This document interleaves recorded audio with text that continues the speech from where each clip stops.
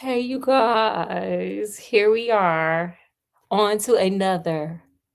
It's a super scary Saturday sleepover. I know it's scary. Let's get started. Let's start Oreo Junior to the Wolves, baby, and let's get going. You ready, Scott? You ready to be scared, y'all? Here we go.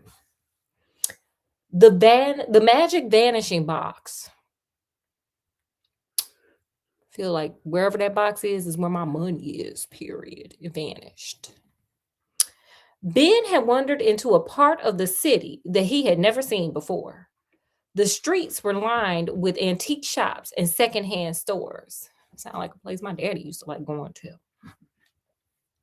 As he passed by one old shop, Ben stopped to look at a display in his window.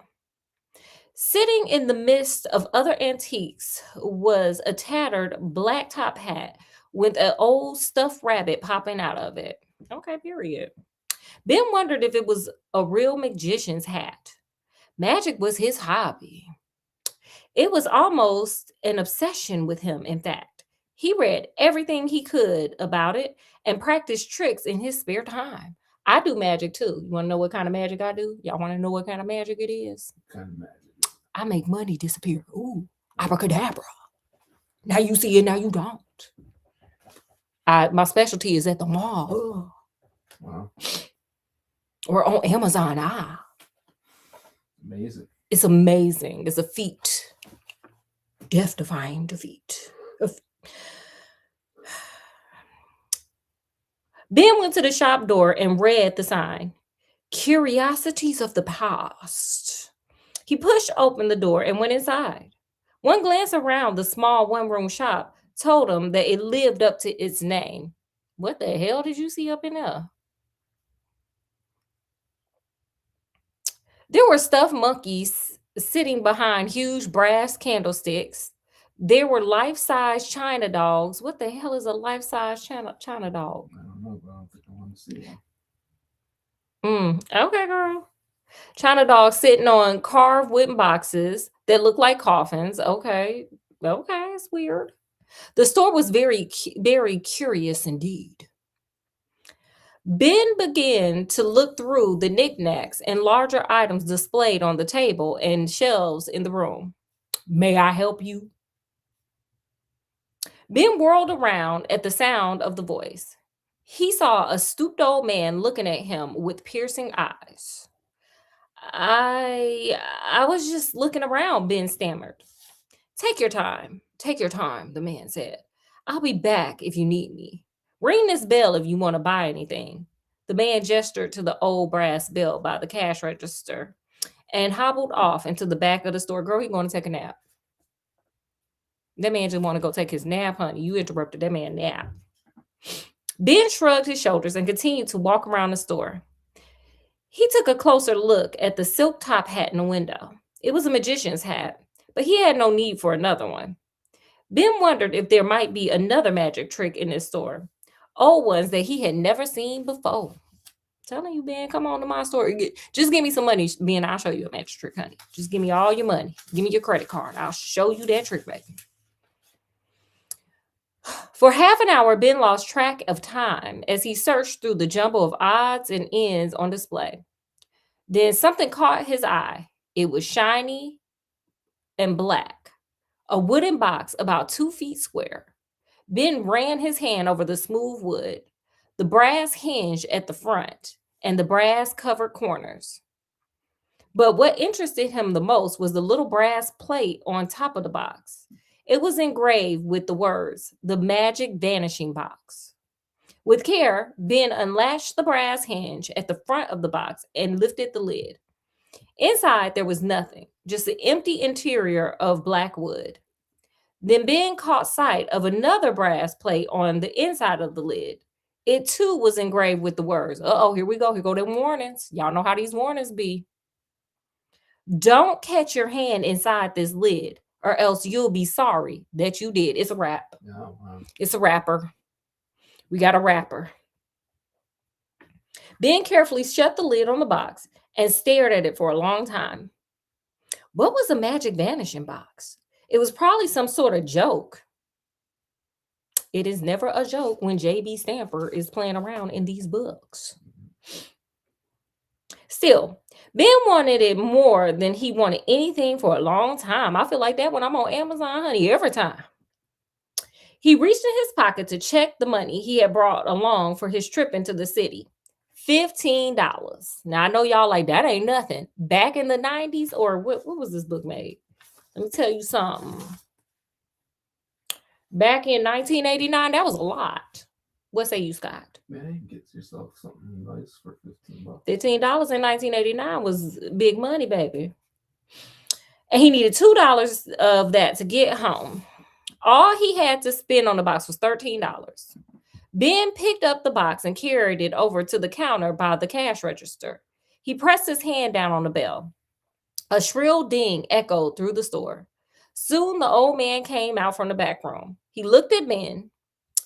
Then he looked at the box. Slowly, a strange smile spread over his face. Scott, you want to see a strange smile? Sure. Okay. That is strange. That is a smile, too. An hour later, Ben was in his bedroom unwrapping the newspaper that the old man had bundled around the box.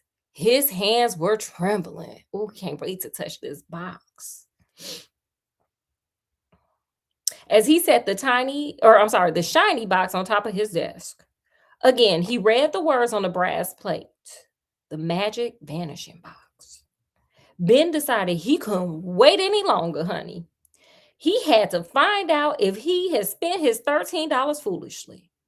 Carefully, he lifted the lid to the box and looked inside. There were no instructions except for the warning he had read before. Don't catch your hand inside the box, or else you'll be sorry that you did. Ben gingerly opened the lid all the way and then looked around the room. What could he experiment with first? I would have just put my stomach in there. No? Let's shrink that. Let's make that tiny. You know. His eyes fell on the blue dictionary that sat on his desk.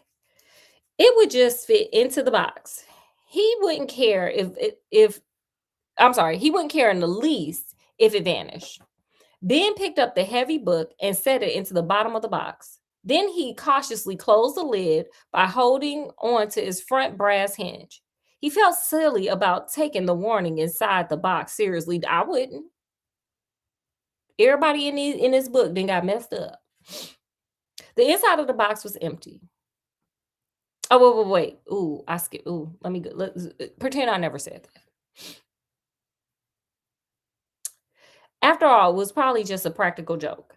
He snapped down the hinge into place and stood staring at the box. There were no magic words to say, no magic wand to wave. Ben waited for a few minutes, then he opened the lid. What do you think he saw, Scott? Nothing. Y'all put in the comment section what y'all think he found.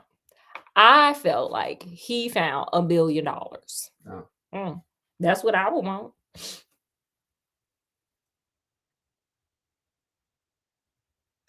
The inside of the box was empty.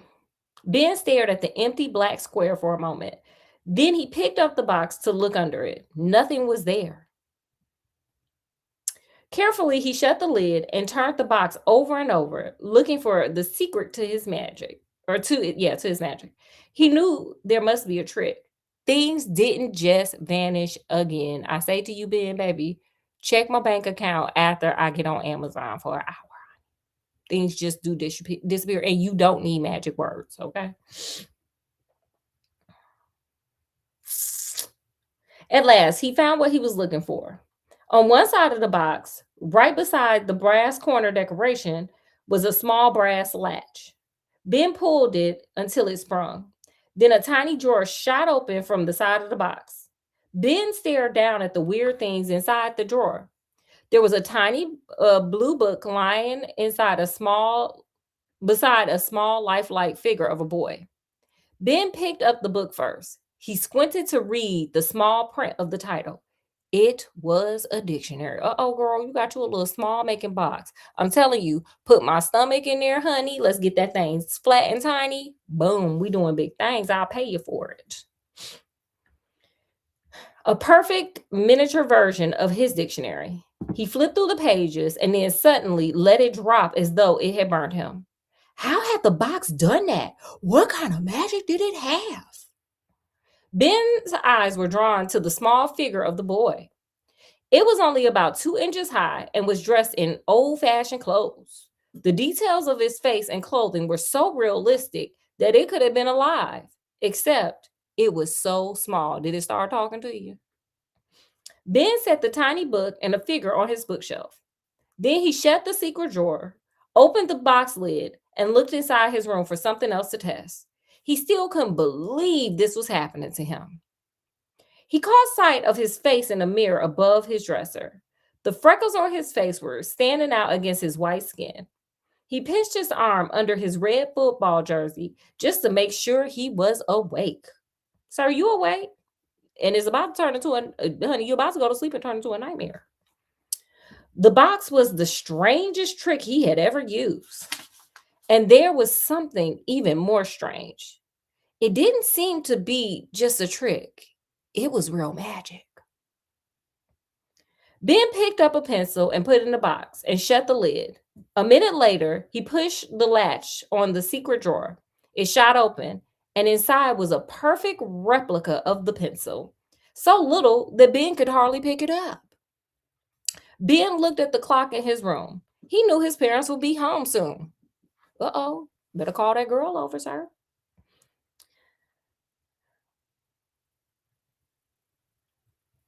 And he wanted to keep the box a secret. I mean, how the hell are they gonna know that you over there making shrinking stuff, doing Honey, I Shrunk the Kids?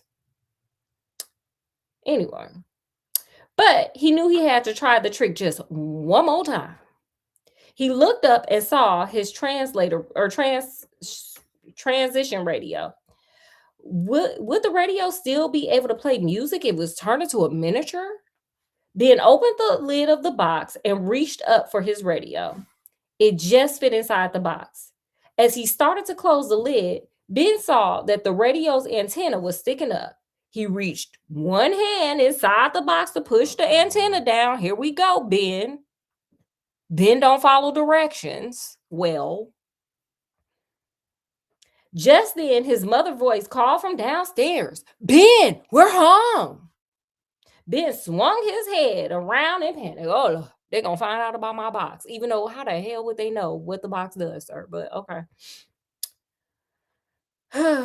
Then the heavy black lid of the box slammed down on his hand. Oh. For a second, it hurt. Then felt nothing. For a year, the police searched for Ben, when the only clues they had to work with were the strange black box and the tiny book and figure they found in his room. Finally, the police gave up. Ben's parents cleaned out his room and gave away all his belongings. I guess they gave up hope, honey. They said, abandon ye all hope here, okay? Ben gone, baby. One less egg to fry. And eventually, the black box made its way back to the old antique shop where Ben had brought it. The old man set it back on his shelves. It waited there for another boy to come in and buy it. And that boy would find his secret drawer. And inside the drawer, a small lifelike figure of a boy with freckles wearing a red football jersey. Yeah! Whoa. I got scared. Yeah. The book got scared. It jumped out my hand. Yeah. Oh my gosh, that was crazy. Scott, could you turn on the light? Oh, I'm so scared I need the light on. Okay, there we go. Okay, the end. They all lived happily ever after. Okay, guys. In the comment section, you know what time it is. What did you guys learn from this story? Put it in the comment section. Scott, what did you learn? When you buy magic boxes, it's better follow the instructions. Follow with it, them instructions. Bad news can happen. Always. Okay. I learned don't hide stuff from your parents. Okay. See how he was trying to hide that stuff from his parents, and then he ended up getting got. Don't be hiding stuff from those who you love, thinking you getting one over. Because sometimes the one over has gotten on you. Because Ben got one over on him. Maybe if he had told his mama and daddy about that box, maybe they would have been able to pop that drawer out and get him. Maybe. So that's my lesson learned. Don't keep secrets from those that you love. If they love you, they'll accept it. Include your magic black box. And maybe your mama wanted a tummy tuck through that box. Okay, well, with that, we're gonna end this and we're gonna bid you guys adieu. Just before we do, just want to give a shout out to at Peter Pan Hood 1953. Excited about the magic in the story. You are the magic in the story, Peter Pan. Okay, period. Okay, so with that, I'm gonna bid you guys adieu. As always, y'all. Thanks for hanging out. Hopefully, you guys enjoyed this story as much as we enjoyed having you guys hanging out with us. I'll be back in like 30 or so minutes, like I do, because we got to keep that Hitchhiker's Guide going. We are almost done. I can't believe it. We got like, I don't know, like 10 pages left. It's not that many pages. We probably got like 2 more episodes of it. I'm so sad, but happy that we completed a book together. So anyway, I'll be back in 30 minutes. I gotta put on my makeup and stuff. And of course tomorrow, Sunday Fun Day School. But with that, for this Saturday sleepover, we're gonna conclude. So from wherever we are, even a little magic black box that we hear from our parents, to wherever you guys are, peace, love, happiness. I forgot to say, make sure to like, share, subscribe, check out some of the other videos, live, shorts, all that good stuff. And we'll see you guys in a little bit.